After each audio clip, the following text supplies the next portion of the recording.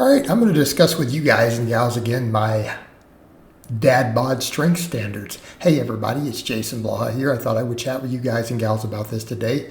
This is a standard I'm going to keep putting out, and when I put it out, I want to be very, very clear. I am presenting this as an ideal. I am not saying that you absolutely have to reach it. I am not saying that you suck if you don't reach it. I am not saying anything negative about you as a man if you fail to reach this. So let's get that clear up front. It is being presented as an ideal of what I think a middle-aged, healthy male who has put years of training in should be able to realistically do when you factor in that we should be making progress for years and years and years. Okay, so this is again kind of my old man or dad bod strength standard. And people talk about that all the time, old man strength. And it's oftentimes because older men have either done something physical for a very, very, very long time, maybe some manual labor job, or if we've been lifting weights a long time, and we tend to have developed pretty significant amounts of myofibrillar growth as a result of all of this.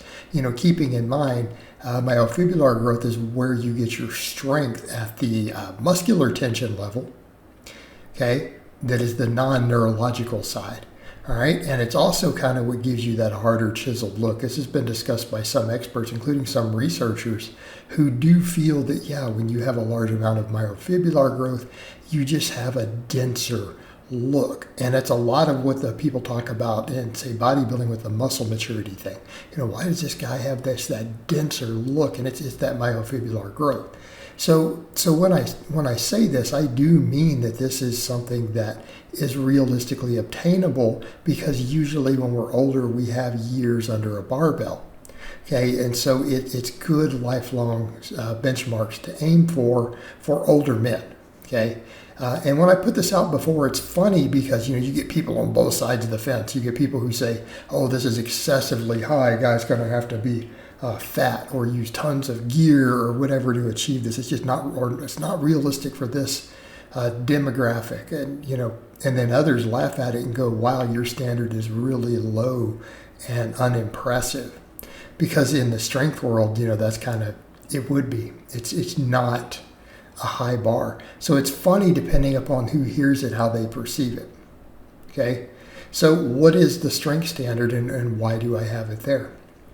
It's a 315 bench. It's 405 squat, 500 deadlift. Now I obviously can pass all of those more than, right? Even now that I'm older and cutting and all that stuff, I can still hit those. And I don't plan on letting myself fall below those. So those are kind of, again, those ideals. All right. So you have those, and then I say 10 bodyweight pull-ups. And yes, I say pull-ups because 1, pull-ups are harder, 2, pull-ups are a better lat exercise. Okay. I know people want to say, why can't we use chin? Well, fine, whatever, but pull-ups are harder. It's a higher standard. And if you're that worried about biceps because they want the chins or the biceps, do curls. I tell people we all need to be doing curls anyways. All right. Pull-up is really, again, more challenging exercise, better for the back, a little more functional. Because even if you think of it from that way, and again, that's a side note, I'm getting sidetracked. The pull-up is how you would pull yourself up a wall. It's more relevant to pulling yourself up something because of the angles involved. Those are the muscles you're going to use. All right, so why do we have those numbers? A lot of it comes from that used to be the old school standard, okay?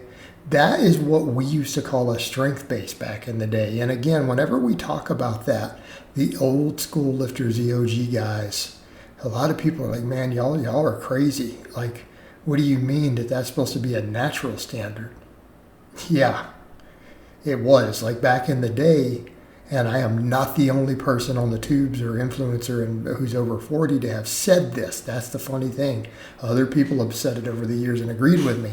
Some big names out there, okay? That's how it was 25 years ago. If you couldn't hit those numbers before you went and cashed in your natural card, you were made fun of. Like it was considered a sign of being lazy, a sign of not putting in your dues. So yes, that was a gym normal, at least here in America, in the serious gyms, that, dude, if you couldn't hit a 3-plate bench, 4-plate squat, 5-plate deadlift, even for the bodybuilding bros, if you could not do that and you went and took stuff, you were seen as lazy. You hadn't even built a base yet. Okay?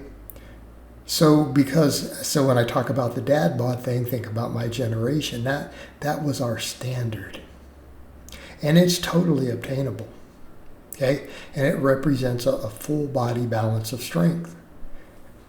Right? Because again, bench press largely accepted as a major test of upper body strength. That's why they even test it for the NFL. Back squat, major test of lower body strength. Deadlift is just a test of brute strength through the whole body. There's a lot of upper and lower body musculature involved with a bias towards the lower, right? So you have that situation. And then so why pull-ups? Because it hits the muscles that are not used as primary movers, that are used as stabilizers. And we come over to the fact that, so again, lats and biceps and all that. And then we come over to the fact that it's a big body weight exercise. It's your body composition check in that equation. Because a lot of people will point out when you give those other standards, they're like, yeah, well, a person could just get really fat. Which is, again, totally doable. A person can absolutely eat their way up to those numbers. It can be done and get really fat. But then what happens? Then they can't do 1 pull-up half the time, let alone 10. So by having that in there and us having that standard with the pull-up, it balances it. And it's saying, look, I'm going to be fit. I'm going to be athletic too. Okay, because an athlete can move their body through space. So now we have to go with that whole strength standard, a little bit of an athletic standard. We have a body composition check. Is it perfect? No. So I want to be clear when I give this standard. It's not perfect. It's not without flaws. Right? It's not. But I think it's a good benchmark in general to aim for being able to do all 4 of these for the older guy. For my dad bod crowd, my dad bods who want to turn into not dad bods anymore. That's why we call it the dad bod strength standard. Like if you reach this strength standard all the way across, you probably don't have a dad bod anymore. You have probably transformed it. Right? So again, it's a great metric and I like it. It's one I'm going to continue to use. And when I put it out there, people who don't like it, that's fine. I'm not going to change it. All right, guys, but that's really all I have to say on that today. I hope it's been informative and I'll talk to you guys and gals next time.